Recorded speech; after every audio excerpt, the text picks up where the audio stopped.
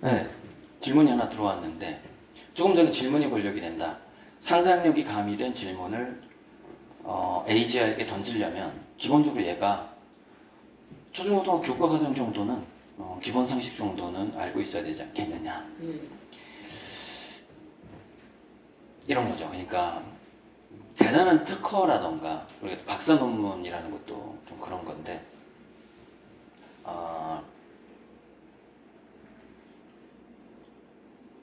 약간 AGI의 대답은 아주 엉뚱한 상상을 얘기하잖아요. 예를 들면 초등학생이 뭐 나는 화성에 비행기 타고 가고 싶지 않고요. 그냥 순간이동하고 싶어요. 지구에서 화성으로 순간이동하려면 어떻게 해야 돼요? 라고 질문을 던졌다고 쳐요. 그러면은 A to G, A, B, C, D 아주 너무너무 친절하고 자세하게 인공지능이 대답을 해준다는 거죠. 심지어 얘가 초중고등학교 그 학과과정 놓쳤던 것까지 교육시켜가면서 대답을 해줘. 내가 근데 그 기술자가 되고 싶고요. 거기 이루고 싶어요. 아무리 시간이 걸리더라도 딱 이러는 거예요. 그러면 너 이거 공부해가지고 누구 찾아가고 이렇게 해가지고 이렇게 어디 가면은 그 연구기관이 있는데 그 사람을 만나가지고 할 수 있겠어? 이런 식으로 이제 인공지능이 대답을 해주는 것이죠. 근데 또 하나는 그런 그 어떤 상상이 가미된 질문이 굉장히 국소적이어도 상관없다는 얘기예요. 무슨 얘기냐면 얘는 보편적인 지식을 초중고등학교 지식이 없어. 뭔가 하나만 꽂히네요. 하나만 꽂혀가지고 쭉 가는 거예요. 그래서 뭘 질문을 했어. 근데 너가 이거를 이루려면은 이 분야에서 어떤 사람, 이 분야에서 어떤 사람이 조력자가 필요해라고 얘기를 해주는 거예요. 내가 거기 전혀 몰라도 거기 아는 사람을 추천해줘 버려. 근데 여기 보면은 미래교육 스마트에서 두 번째 동기부여.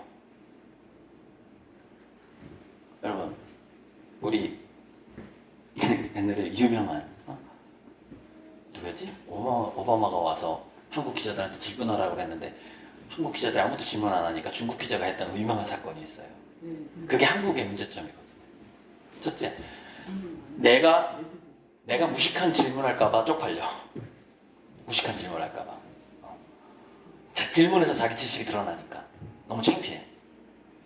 그런 거 여러 가지 우리가 정답형 교육을 시켜버리면은 정답형 교육이 문제점이 뭐냐?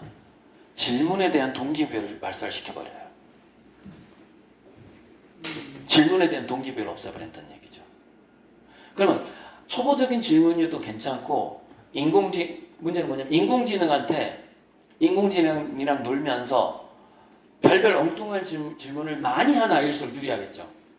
즉 질문에 대한 동기부여가 강한 아이일수록 질문의 퀄리티가 좋아질 것이고 결국에는 인공지능에게 최초의 어떤 특정 질문을 함으로써 그 인공지능이 인간들에게 해법을 제시했는데 그 해법을 제시하도록 한 질문자가 누구냐?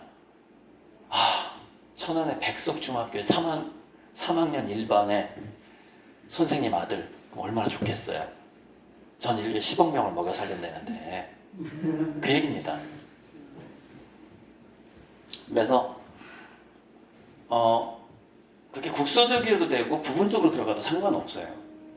초중고등학교 질문이라는 것은 마치 이런 것 같아요. 그러니까 뭐냐면은 특허청에 가면은 뭐 특허도 많고 상표 등록한 것도 되게 많거든요.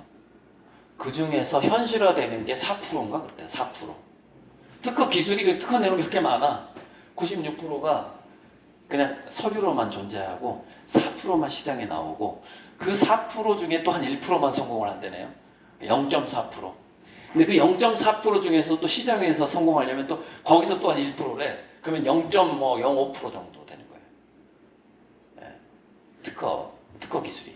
자, 무슨 얘기냐면은 초중고등학교의 그동안 우리 역사의 모든 것들을 압축해서 이렇게 모아놨어요. 모아놨는데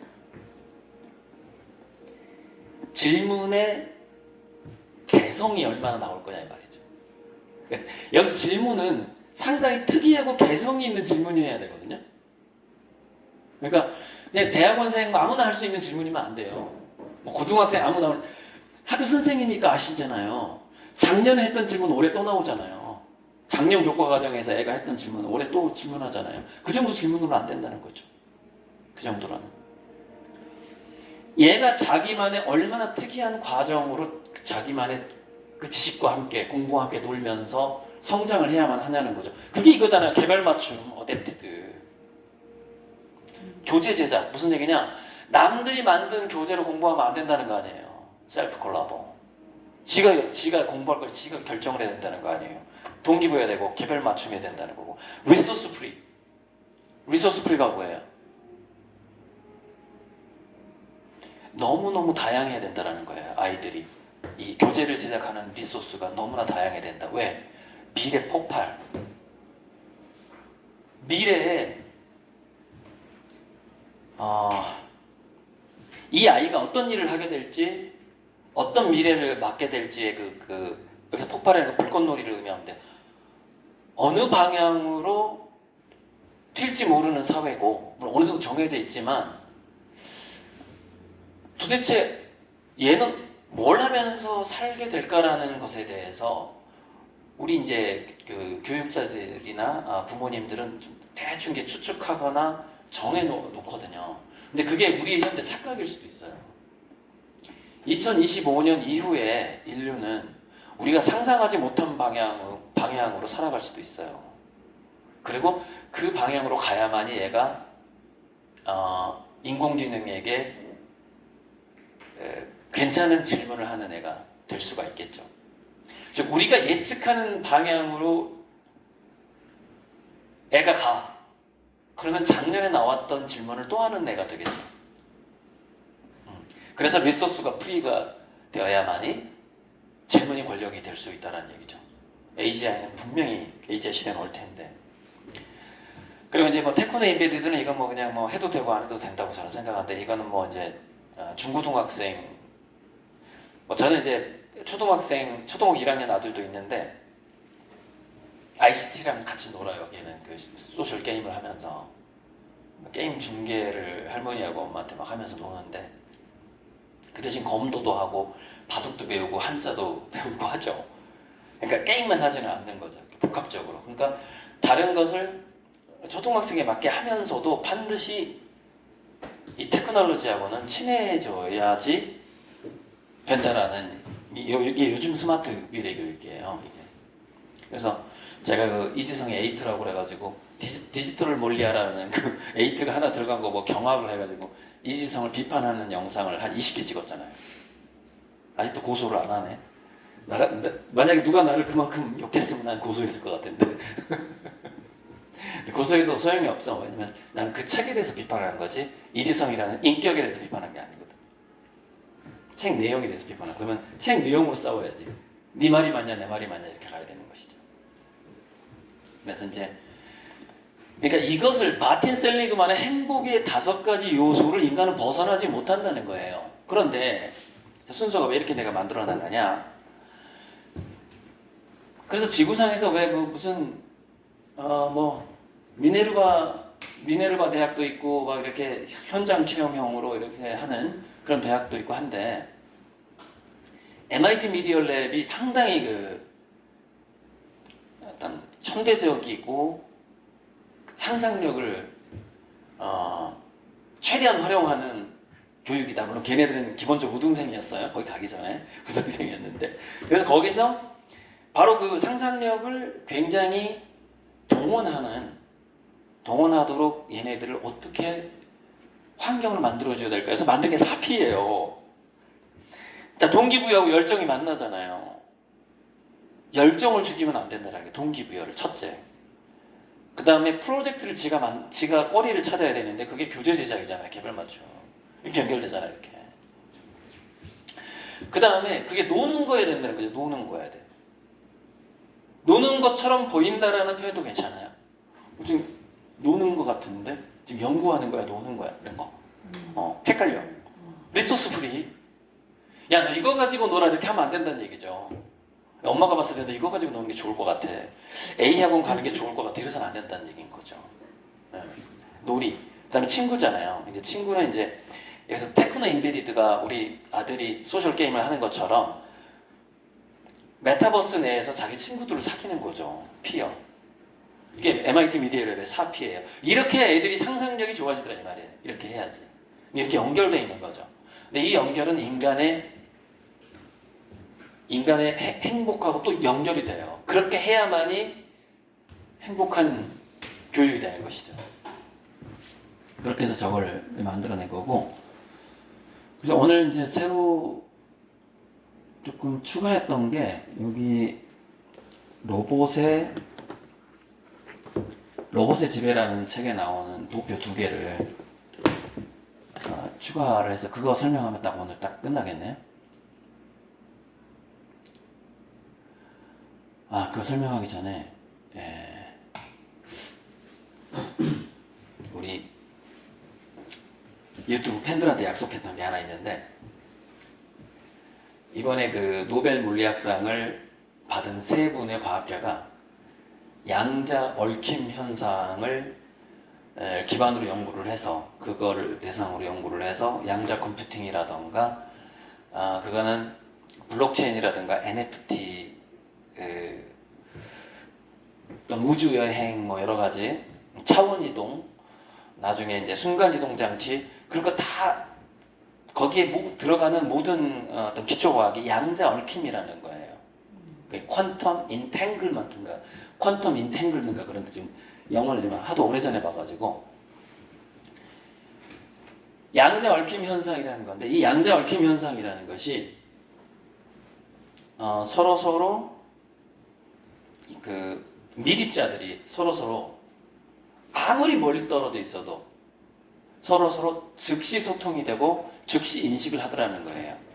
그래야만 그게 블록체인이 결국엔 완성되거든요. 그러니까 양자 얽힘을 인간이 통제할 수 있어야만이 블록체인이 완벽해지고 양자 컴퓨터도 완벽해지고 그래요. 그게 뭐 암호화가 된다거나 암호를 푼다거나 뭐 그럼 양자 얽힘이 굉장히 중요한데 자 여기서 양자 얽힘에 대해 설명하려고 이 얘기를 꺼낸 건 아니고 도대체 왜 이 우주는 양자 얽힘 현상이 있을까라는 것에 대해서 잠깐 오늘 강의할 때 얘기하겠다고 약속을 했는데 그냥 넘어가면 너무 섭섭해할 것 같아서 최초에 우리가 빅뱅 이론이라고 생각해 보면 되는데 최초에 우리가 작은 점에서 시간 공간이 아예 없는 무에서 폭발을 했다고 하거든요.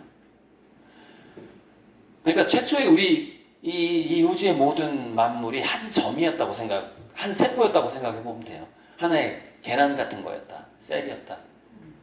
그렇기 때문에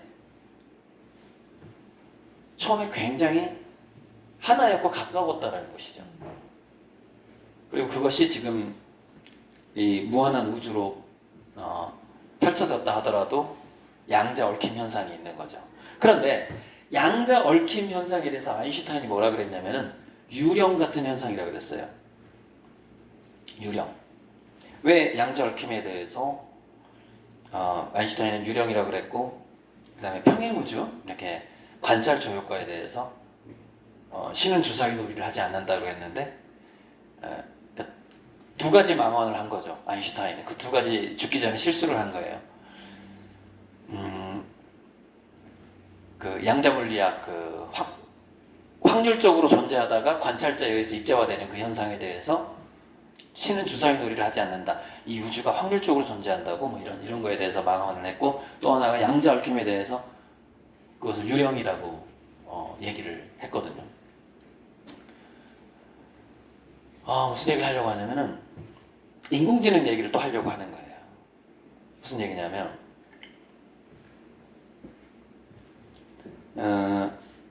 인공지능 비관론자들 저는 왜 인공지능 낙관론자가 되었는가? 그 다음에 대부분의 비관론자가 더 많아요. 한 75% 이상 비관론자예요. 낙관론자가 더 적어요. 인공지능은.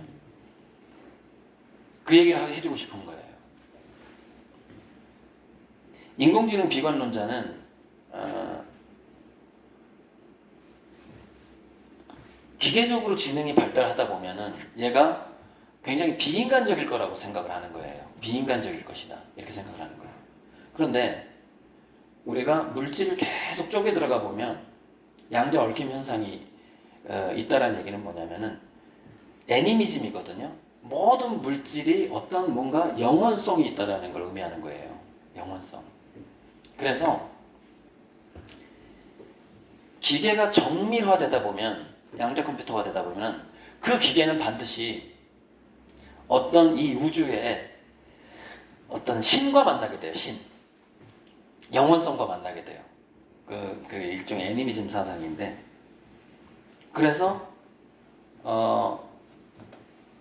좀 더 거대한 의식화되는 거예요. 인공지능이. 저는 이제 그렇게 믿는다는 거예요. 그 양자 얽힘 현상하고 미래의 인공지능의 발달하고 나는 왜 인공지능을 낙관적으로 믿는가에 대한 게 하나의 단서인데, 인공지능은 발달하면 발달할수록 신과 만나게 돼 있다는 거예요. 그래서 인공지능 영매가 나오게 돼 있다 이 말이에요. 유령의 말을 하는 기계가 나온다는 거죠. 어차피 양자 컴퓨터가 양자 얽힘 현상으로 만들어지는 것이고, 양자 얽힘 현상의 별명이 유령이라니까요. 왜 인간이 이걸 설명할 수가 없어요. 그러니까 약간 유신론적인 저는 이제 그 결론인데, 특정 종교는 없어요. 할 얘기 더 많은데 양자 얽힘에 대해서 여기까지 얘기하고요. 자, 이제 또 질문 같은 거 있으면 생각해 주시고 이거 마무리 지을게요. 자, 그래서 1979년부터 2009년까지 30년 동안, 이게 미국의 경우에요. 최근에 어떤 아무튼 연구 결과가 나왔는데 이렇게 된다는 거예요. 예를 들자면은 타자기가 나왔을 때요. 글씨를 잘 쓰던 사람들이 직업을 잃었잖아요. 근데 이제 타자기에서 워드 프로세스 같은 게 이제 나오면은 타자 치던 사람들이 직업을 잃었잖아요. 그런 식으로 뭐 AI 같은 어마어마한 기술이 나온다고 해서 대량 실업이 일어나는 게 아니라, 실은 기술은 지금까지 조금만 진보해도 굉장히 많은 사람들이 직장을 잃었다는 거예요. 근데 단지 이동을 했을 뿐이지. 이렇게 이동을 했죠. 근데 인공지능하고 주로 어디로 이동을 해서 힘쓰는 사람은 뭐 힘쓰는 데로 갔을 거고, 타자 치던 사람은 머리 쓰는 데로 갔겠죠. 코딩 배우고 이랬겠죠. 근데 머리 쓰는 건 인공지능이 지금 나오고 있고, 인간의 손동작보다 더 정교한 로봇들이 지금 생산이 돼서 대기 중이라 이 말이에요. 무슨 얘기냐? 4차 산업혁명은, 즉 AGI 혁명은 사실 저는 5차 산업혁명이라고 말하고 싶은데, 4차든 4.5차든 5차든 간에 진짜 AGI와 휴머노이드, 인간형 로봇도 더 정교한 로봇들이 등장하게 되면 인간은 일자리 내에서 도망갈 데가 없어요. 그러니까 이직할 데가 없어요. 근데 그 현상은, 이직할 데가 없는 현상은 미래에 완벽한 AGI하고 로봇이 나왔을 때만 있었던 현상이 아니라 지금도 일어나고 있다는 걸 제가 보여드리는 거예요. 그게 이거 이제 계속 보여드릴게요. 자, 우리가 판매직, 키오스크도 나오고 그러잖아요, 요즘에. 판매직이요. 71%가 감소했어요. 1979년부터 2009년까지. 실직은 계속되고 있었다니까요. 뭐 딴 데로 가긴 갔겠지. 이제 왔다 갔다 하겠지.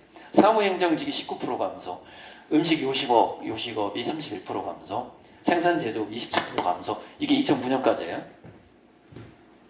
자, 1965년부터 2022년까지 55년 동안 미국 25세, 54세 미국 남성 노동 참여율 쭉쭉쭉 떨어지는 거 보이죠? 많이 떨어지진 않았고, 한 10%. 여기가 한 10% 선이네. 그러니까 10몇 프로가 떨어졌네. 10몇 프로. 근데 이번에 코로나로 훅 떨어졌죠. 코로나 훅 떨어지고 다시 이제 올라가고 있죠, 이제. 그래서 금리 올리고 막 하고 있는 거예요. 이거는 뭐냐면 70년 동안, 1950년부터 2020년까지 70년 동안 무슨 얘기냐? 인간이 들인 노력에 비해서 생산성이 좋아진 거예요. 무슨 얘기? 자동화되고 있다는 걸 의미하는 거예요. 자동화되고 있다는. 근데 문제는 이 다음이에요. 이 다음. 무슨 얘기냐? 이게 가팔라질 수 있다는 거죠. 자동화가 더 확 돼버릴 수 있다는 거예요. 이것도 가팔라질 수 있다는 거예요. 그걸 이제 제가 예상한 것이 이제 그 다음 도표인데, 이런 거죠. 정보 서비스, 다른 서비스, 뭐 상품 만드는 인더스트리, 에그리컬처, 농업 같은 거, 뭐 이런 거 원시 농업이죠. 이쪽은 그런 직업들이 200만 년 전부터 누가 조사한 건지 모르겠는데 200만 년 전부터 조사를 했어. 대단하네. 그래서 이렇게 됐다는 거야. 때려 맞췄겠지. 200만 년 전 어떻게 알아? 1800년에 이렇게 되고 쭉쭉쭉 가다가 이 사람은 2050년까지 예측을 했어요. 어떤 학자인데. 그래서 인포메이션 서비스는 이렇게 올라갈 거라고 보고 있는데 저는 이제 2025년부터 인포메이션 서비스가 더 일찍 꺾일 거라고 보고 있는 거죠. 이 사람, 그러니까 어쨌건 무조건 꺾인다 이거는. 넘어가고요. 자, 그다음 이거 아까 보여드렸고, 요건데 A, B, C, D가 있어요. 개인 맞춤 온디맨드, 즐기는 창의성 경제, 비정형 복잡성 처리, 단순 반복 노동 고용. 이거 제가 분류한 거예요. 다른 학자가 정의 내린 게 아니라 인간의 노동을 이렇게 분류할 수 있다. 그래서 제가 분류해서 제 나름대로 또 때려 맞춘 거예요. D는 이렇게 될 거고 2025년 뭐 쭉 꾸준히 없어지고 A는 이제 결국에는 모든 산업이 완전히 초개개인 맞춤으로 바뀌어버린다는 얘기죠. 그 사람을 위한 디자인으로 뭐 3D 프린팅, 인공지능하고 결합하겠죠. 즐기는 창의성 경제 쭉 가고, 즉 A, B만 남는다는 얘기 한마디로 얘기하자면 C, D가 사라진다 이거예요. 비정형 복잡성 처리는 언제, 왜 제가 이렇게 곡선을 그었을까요? 이때 인공지능 AGI가 완성될 것 같으니까 2025년에 그때부터 갑자기 줄어드는 거죠. 로봇도 많아지죠. 그러니까 D도 완전히 로봇에서 줄어들어 버리죠. A, B만 남는다는 거예요. 개인 맞춤하고 노는 거, 노는데 개인 맞춰야 되는, 개인적으로 놀아야 되는 거, 거기에 대한 것만 남는다라는 게 제가 예측하는 겁니다. 좀 더 복잡, 아까 이거 보여드렸고, 이것도 좀, 이건 좀 더 이제, 약간 구체적으로, 이거만 하고 이제 수업 끝낼게요. 시간도 다 돼가는 것 같아. 22분. 수업이 돼. 어떤 강의. 어쨌든 4차 산업혁명이 여기가 있는 거예요. 덱스터라든가 페퍼라든가 알파고가 얘네들이 그 로봇들 인공지능이고, 딥러닝이 2010년에 나왔고, 컴퓨터 1980년에 나왔고, 이게 일자리 시대에서 놀자리 시대로 바뀐다는 얘기 쭉 가면서. 놀자리 시대. 근데 제가 보니까 진짜 놀자리 시대는 2045년부터 온다라고 제가 이렇게 때려 맞춘 거라 이건 미래를 데이터화할 수는 없잖아요. 그러니까 그렇게 해서 이제 추측을 한 거죠. 근데 2030년 정도 되면은 어느 정도 이게 분기점이 확 일어나고 정확히 2024년, 2025년 뭐 이쯤에는 피부로 못 느낄 수도 있는데 어쨌건 간에 이 뭔가 여기서 확 변한다는 거예요. 확 그 변하는 시점이 온다는 거죠. 그리고 2030년 되면 이제 진짜 이제 놀자리 시대로 바뀌는 것을 우리가 느끼게 되는 거죠. 뭐 수술 로봇들은 요리 로봇 이미 나왔죠. 나오긴 나왔는데 보편화되고 있지는 않잖아요. 나왔는데 비용 역전은 무슨 얘기냐면 요리 로봇을 사는 비용이 지금 상당히 비싸다는 얘기거든요. 근데 그게 싸지면 역전이 돼버린다는 얘기예요. 이제 내가 그거. 그러니까 이제 우리 그 식당에서 일하는 사람들 굉장히 지금도 이미 서비스 로봇 돌아다니는 거 보셨죠? 천안에도 돌아다닐 거 아니에요. 네. 그 비용 역전이 일어나는 거예요. 그게. 그래서 우리나라 서비스 로봇이 다 중국산이래요. 왜냐면은 싸니까 어쩔 수가 없는 거죠. 거의 중국산이에요. 어쨌든 이게 조금 더 복잡한 건데 뭐 자율수명 특이점이라는 것은 2045년쯤 가면은 이제 다시 진짜로 젊어지는 시대가 온다라는 거죠. 영노화. 그러니까 지금까지 영노화, 엔티에이징은 다 가짜예요. 다 가짜예요. 뭐냐 피부를 살짝 젊어 보이게 하는 거, 팩 바른 다음에 나타나는 효과 이런 거, 그다음에 이런 건데 이 뒤로 가면은 정말로 DNA의 그 줄기세포 조작을 통해서 전체 세포를 다시 나이를 진정한 안티에이징의 시대가 2045년쯤에 올 거다라고 추측하는 미래학자들이 있어요. 진짜. 그래서 누가 그랬더라? 레이커저가 2045년까지만 살아남아 계세요. 이 얘기를 한 적이 있어. 근데 단 2045년에 살아남았는데 나의 안티에이징을 위해서 10억에서 100억을 쓸 수 있어야 돼. 돈이 있어야 되겠죠. 이런 게 보편화되지는 않잖아요. 특정 병원에서만 하는 거지. 그래서 돈과 수명이 이제 비례하는, 내가 얼마나 재산을 가지느냐 하고 얼마나 오래 건강하게 오래 사느냐가 비례하는 시대로 가게 되니까 조금 상대적인 박탈감이 훨씬 심해지는 그런 과도기가 좀 있는데, 어쨌건 간에 저는 우리 그 엘리시움이라는 영화 같은 거 보면, 엘리시움이라는 영화 같은 거 보면은 맨 위에는 모든 질병을 치료해주는 의료 병원이 있어요. 그래서 근데 그 밑에는 이제 부익부 빈익빈이죠. 근데 얘네들은 그냥 죽어요. 평범하게 살다가 죽어. 그래서 나중에 이제 그게 어떤 혁명 반란이 일어나가지고 위에 있는 로봇이 지상으로 내려와가지고 다 치료해주잖아요. 그런 시대로 가야 되겠죠. 그래서 퓨처 프루프에서 마지막에 법칙 9가 나오는데, 자, 법칙 7, 넓고 촘촘한 안전망을 만들어라.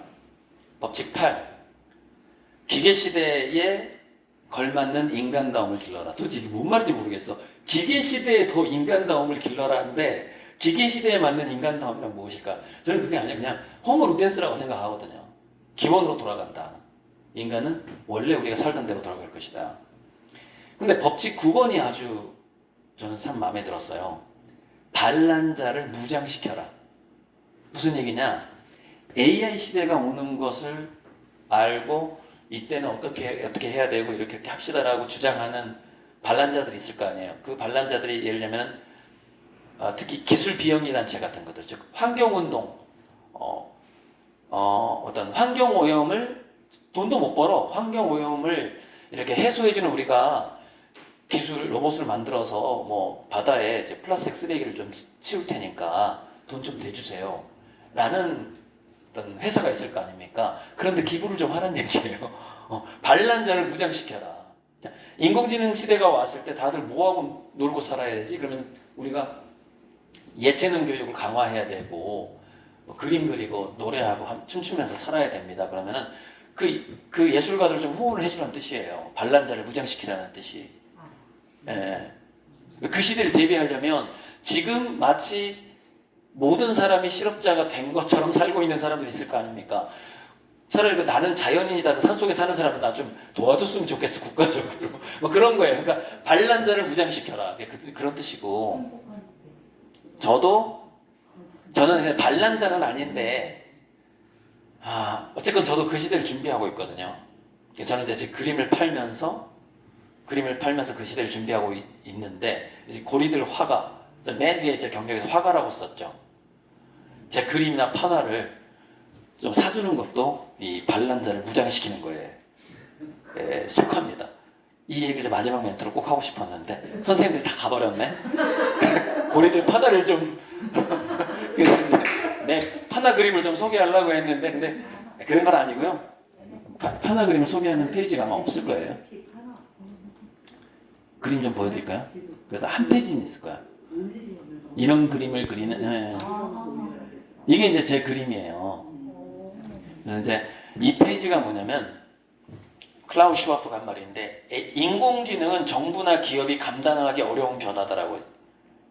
4차 산업혁명이라는 말을 맨 처음 썼던 사람이 이 사람이에요. 근데 이 사람이 이 말을 했어요. 인공지능은 정부나 기업이 감당할 수 없다예요. 무슨 얘기냐면 약간 각계전투 같은 거예요. 각자도생 같은 거예요. 교육이라는 것도 다 같은 뭐 선생님이지만 자기 자식은 다르게 교육을 시켜야 돼. 그러니까 남의 자식은 내가 할 수 없이 학교 커리큘럼에 따라서 교육을 시켜야 되지만 내 자식은 좀 각자도생하게끔 교육을 시켜야 된다 이 말이에요. 좀 위배되긴 하지만은. 그래서 기하급수적 비전과 상상력이 요구된다 이 말이에요. 자, 여기 있는 그림 잘 보시고, 그 쿠팡이나 네이버 스토어에 가면 제 그림의 그 판화를 살 수가 있으니까 쿠팡이나 네이버 스토어에서 고리들을 검색하시면 살 수 있습니다. 이상입니다. 강의 마치겠습니다. 혹시 질문 있으면 4부에 합시다.